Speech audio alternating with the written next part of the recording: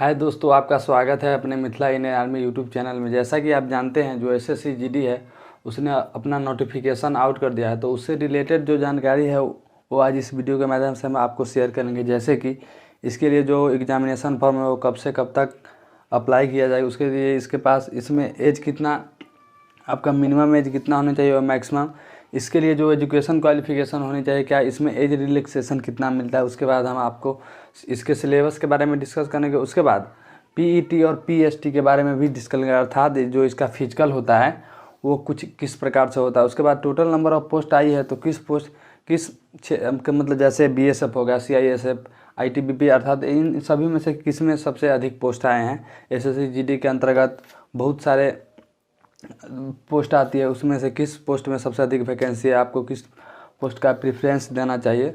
तो चलिए जो इस वीडियो की शुरुआत करते हैं। तो जैसा कि आप जानते हैं, जो एसएससी जीडी है जो 2022-23 उसकी नोटिफिकेशन आउट हो चुकी है। तो इसके लिए आप जो फॉर्म फिलअप करने का जो डेट है वो रखा गया है 10 तारीख, उसके बाद 10 दिसंबर 2022, अर्थात ये 10 दिसंबर 2022 से स्टार्ट किया जाएगा। उसके बाद इस फॉर्म फिलअप करने का जो लास्ट डेट है वो जनवरी 2023 में रखी गई। 19 जनवरी 2023 तक आप इस फॉर्म को फिलअप कर सकते हैं। उसके बाद इसके लिए जो एज लिमिट है वो आपका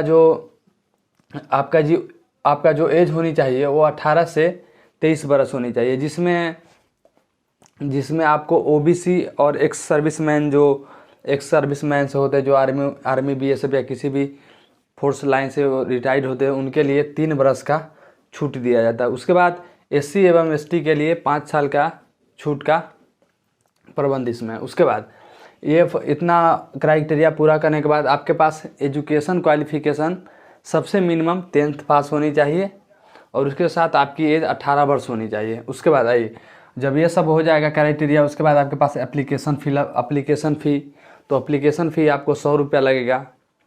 उसके बाद एप्लीकेशन फ़ी देने के बाद उसके बाद आपका जो कुछ छूट मिलती है कुछ क्षेत्र में, जैसे आपके पास NCC grade A, grade B, grade C level का अगर सर्टिफिकेट होगा, तो एनसीसी अगर ग्रेड सी लेवल का सर्टिफिकेट होगा तो आपको 5 नंबर का प्रेफरेंस दिया जाएगा। अगर बी लेवल का सर्टिफिकेट होगा तो 3 नंबर का, और ए लेवल का होगा तो 2 नंबर का। उसके बाद जो ये एग्ज़ाम होगा, ये कंप्यूटर बेस्ड एग्ज़ाम किया जाएगा। एसएससी जीडी का जो रिटन एग्ज़ाम होता है वो कंप्यूटर बेस्ड होगा।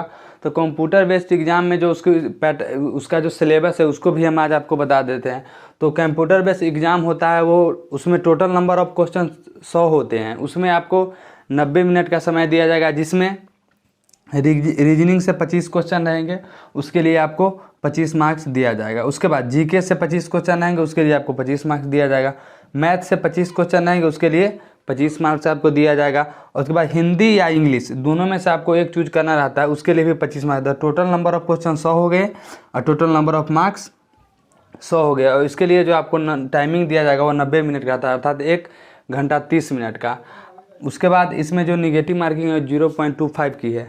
उसके बाद जब आप रिटन एग्ज़ाम क्वालिफाई कर लेते हैं तो आपको पीईटी के लिए बुलाया जाएगा। पीईटी अर्थात फिजिकल इफिशिएंसी टेस्ट, जिसमें आपका दौड़ होगा। तो दौड़ होता है मेल के लिए, दौड़ जो होता है वो आपको ग्राउंड पे न के ही बराबर 5 किलोमीटर वाले लॉन्ग रनिंग होती है। तो ऐसा देखा जाता है जो एसएससी जीडी का जो मैक्सिमम रनिंग हुआ है वो रोड रनिंग ही होता है। तो जैसा कि आप जानते हैं 5 किलोमीटर रनिंग के लिए आपको 24 मिनट दिया जाएगा मेल के लिए, और फीमेल के लिए जो होता है वो 1600 मीटर आपको 8.5 मिनट में क्वालिफाई करने रहेगा फीमेल के लिए। उसके बाद जो लड़के लद्दाख रीजन से बिलोंग करते हैं उनके लिए 1600 मीटर के लिए 6.5 मिनट, और लड़कियों के लिए 800 मीटर के लिए 4 मिनट का समय दिया जाएगा। उसके बाद ये अगर आपका ये हो गया आपका एग्ज़ाम पैटर्न, एग्ज़ाम क्वालिफाई कर लिया, उसके बाद बोले पीटी के बुलाया जाएगा।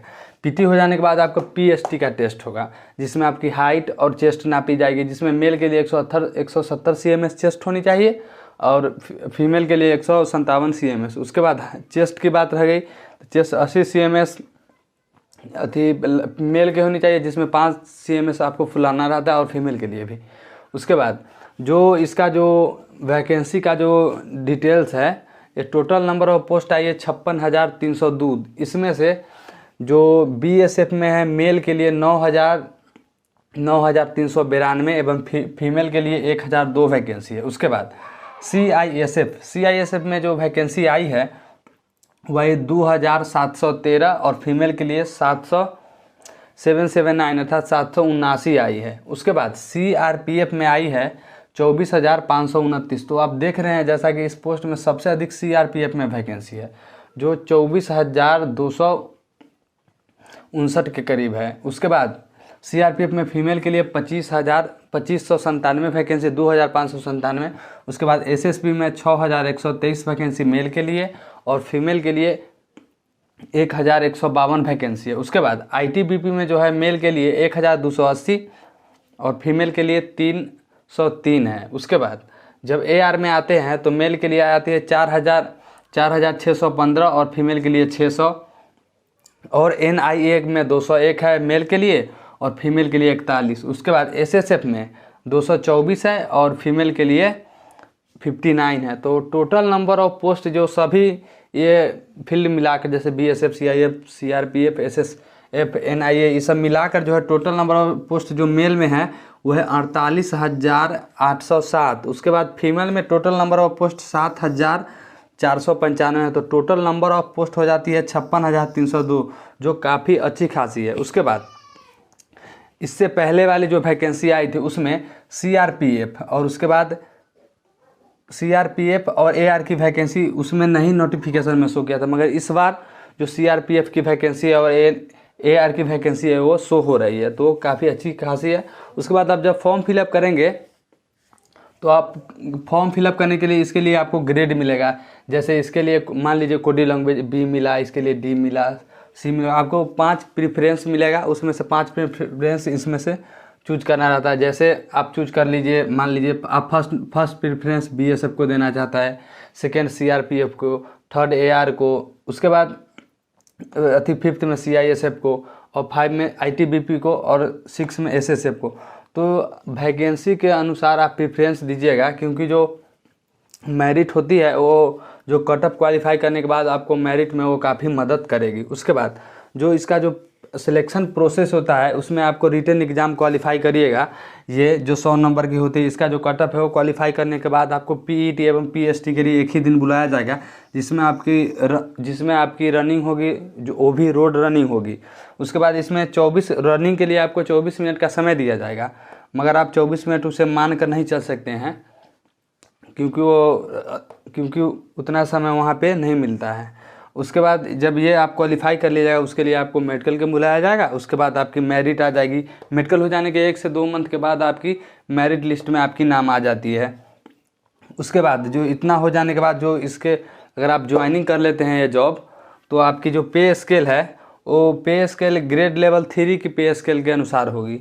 जो 21,700 से 61,000 था ग्रेड लेवल जो है आपका, जो ग्रेड पे है वो 3 की होगी। तो इसका जो पे लेवल है 21,761 21,700 से 61,000 है। तो जैसा कि आप जानते हैं ये वीडियो के बारे में हम आपको मैक्सिमम जानकारी दे चुके हैं। तो इस वीडियो को अगर ये वीडियो आपको पसंद आया तो लाइक करें, सब्सक्राइब एवं शेयर करें। जैसे जो भाई अगर नए हैं वो फॉर्म को फिलअप करना चाहते हैं तो उनको ये जानकारी उनको काफ़ी मदद करेगी फॉर्म फिलअप करने में। तो जय हिंद, जय भारत।